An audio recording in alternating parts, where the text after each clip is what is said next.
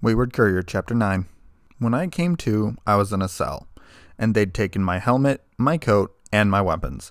Even the magnum tucked into the back of my pants. Oh, and all my chems, and food. I also had a mild hangover and a massive headache from where I got kicked. According to my Pip-Boy, I had a concussion and had somehow taken 148 rads. As for the cell, it was definitely comfortable, as far as cells go. Something you could call a bed, except it was a bit short for me, was on one of the walls. A small bowl, I'm guessing it was so I could take a shit or something when I needed to. A small window, with bars, of course. And they'd left me an apple on the ground, too. Nice of them. So I took the apple and took a look out the window. Don't know what I expected to see, but what I did set me on edge. There was a bunch of ponies walking around in armor. I showed you the Legette's armor, right? The stuff I took off Lanius? Well, it looked a bit like that. Only a bit. It seemed a lot more decorative, I suppose. Also, the helmet was completely open, and the plume was blue and seemed to run along the body, if that makes sense. Taking a closer look, though, I felt very stupid about what I did. 5 seconds of closer inspection was enough to tell me that they looked nothing like Legion, and I had punched one of them in the throat after I had cracked my bottle of absinthe over his head. I was especially upset about that. I'd only had half the bottle when I did that. I was actually happy when the sound of someone clearing their throat behind me got my attention. Something to take my mind off of what I had done. You know?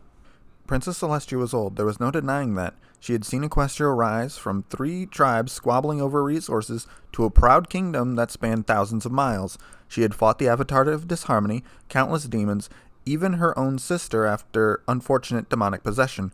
She had held talks with griffins, minotaurs, buffalo, diamond dogs, and even the elusive sea ponies. So to say there was something in the castle's dungeons that had never been seen before anywhere in Equestria was strange.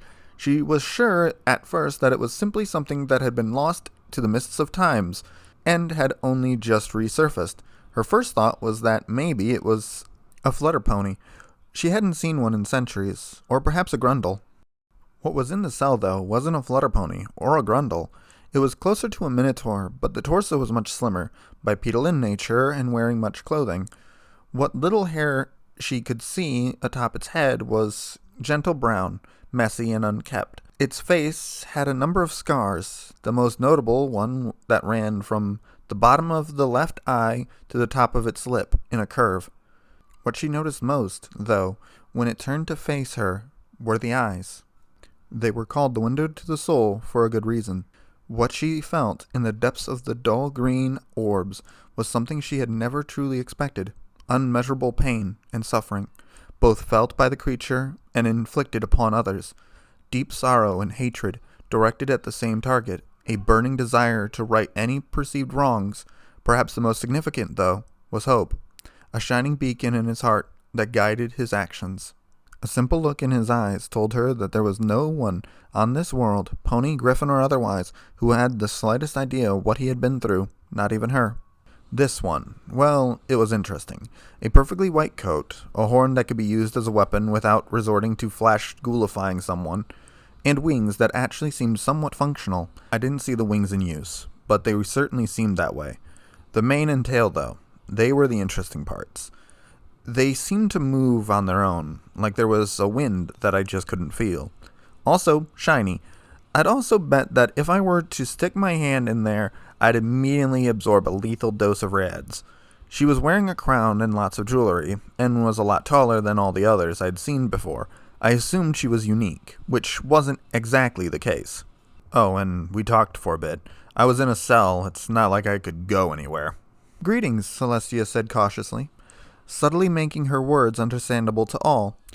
"Nice to meet you," he replied, taking a bite of the apple. "Ah, Zabrikan," Celestia thought. "That makes things easier. Nice to meet you, too," the alicorn replied cordially. "I am Princess Celestia, and I am the courier." The princess rose an eyebrow. "That's more a title than a name," she said, an eyebrow raised. "But I'm sure you have your reasons," she added with a smile. He shrugged as he chewed on his apple. "I used to be a courier. It kind of stuck. Not that I mind." He swallowed his mouthful and wiped his mouth with his arm. "Besides, couriers are the backbone of the Mojave. We make or break towns." He let out a chuckle as he took another bite. "You don't mess with the guy who delivers your mail." Celestia decided that statement was far from important and decided to ask something that had worried her. I understand you were brought here after attacking a member of my guard. Before she could get any further, he raised a hand and interrupted her, and I want to apologize for that. I was drunk, and I thought they belonged to Caesar's Legion. Twilight mentioned you were a soldier, Celestia said quietly. Is that who you were fighting, this Legion? Technically, I'm a civilian contractor. I fought the Legion. Basically, they were a fanatic pack of rapists, slavers, and murderers that had united under a single banner and gotten their hands on some powerful weapons.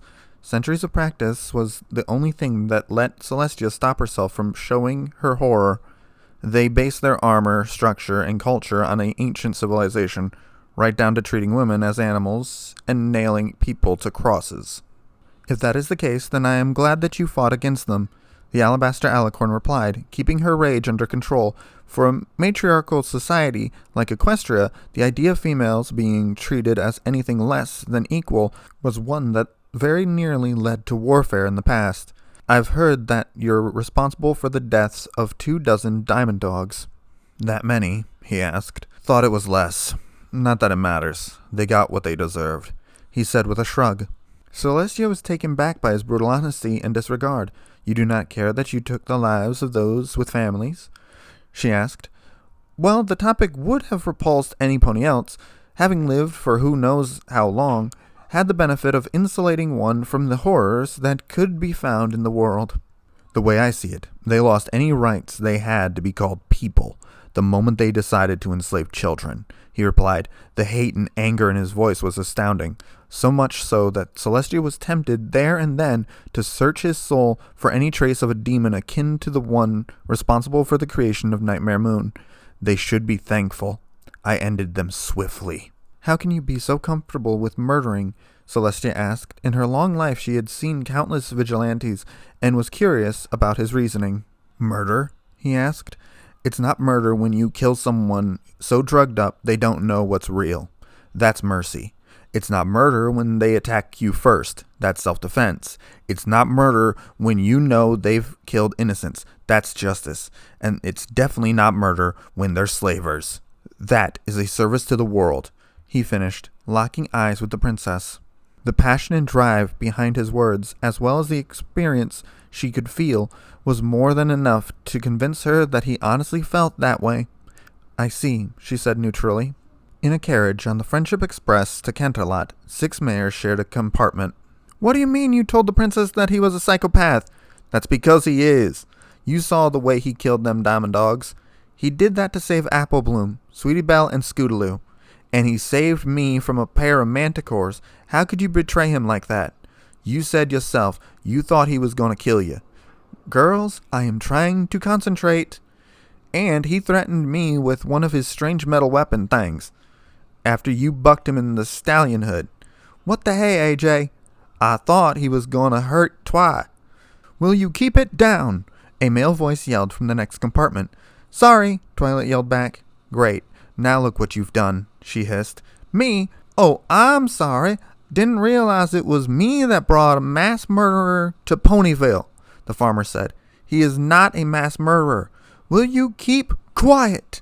Exclaimed a mare that was pinker than any living thing had any right to be. I am trying to plan a party. Are you serious, Pinky? Y'all planning a party for that monster? Shut up, or I will have you thrown off this train, came the male voice again. Author's notes. Am I rubbing the whole matriarchal society thing in a bit too hard? And that is my actual justification for what my courier does in-game. Self-defense, mercy, justice, and service to humanity. For the most part.